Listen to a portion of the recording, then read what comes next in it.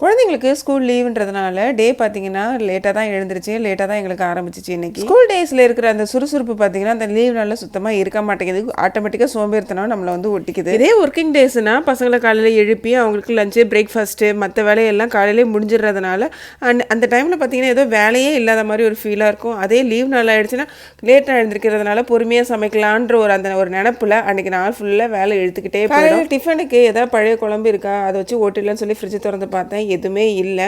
வேறு ஏதாவது இருக்கான்னு சொல்லி பார்க்கும்போது பார்த்திங்கன்னா இந்த மாதம் பன்னீர் வாங்கி நான் அப்படியே யூஸ் பண்ணாமல் அப்படியே வச்சுருந்தேன். சரி அதை வச்சு ஈஸியாக பன்னீர் பட்டர் மசாலா பண்ணலான்னு சொல்லிட்டு அதை தான் பண்ணிட்டேன். ஏன்னா அதுக்கு தான் வெங்காயம் தக்காளி பிடிச்சா நறுக்கணும்னு அவசியம் இல்லை. வெறும் எண்ணெயை ஊற்றி வெங்காயம் தக்காளி இஞ்சி பூண்டு முந்திரியை போட்டு வதக்கி அரைச்சிட்டு மறுபடியும் தாளிச்சிட்டு அரைச்ச பேஸ்ட்டு பன்னீர் ஃப்ரெஷ் க்ரீமு மசாலா இதெல்லாம் போட்டுவிட்டோம்னா சூப்பரான ஒரு கிரேவி ரெடி ஆகிடும். பசங்களுக்கு மட்டும் ரெண்டு சப்பாத்தி கூடவே சுட்டு எடுத்துக்கிட்டேன். எப்போவுமே சீட்ஸு நட்ஸு ஓட்ஸ் இதெல்லாம் போட்டு பவுடர் பண்ணி வச்சுருப்பேன். காலியானனால எல்லாத்தையும் அப்படியே போட்டு நாங்களும் காலையில் கஞ்சி காய்ச்சி குடிச்சிட்டோம்.